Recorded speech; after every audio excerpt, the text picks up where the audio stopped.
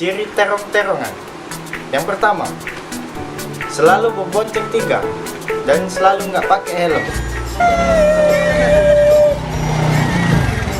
Yang kedua, selalu berpakaian yang alay dan lebay.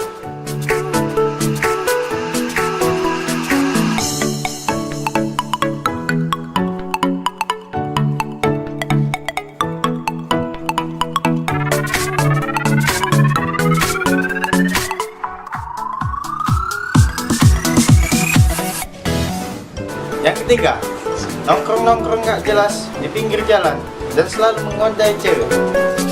Bro, Ya, cewek. cewek, kijang, kijang, kijang. Apaan sih? Terong-terongan. Yang keempat, cara berbicaranya so asing, alay, dan susah dimengerti orang lain. Gaks, lapar gaks? Gue lapar banget bro. Ada nasi? Lega. Oke caps. Oke. Alright.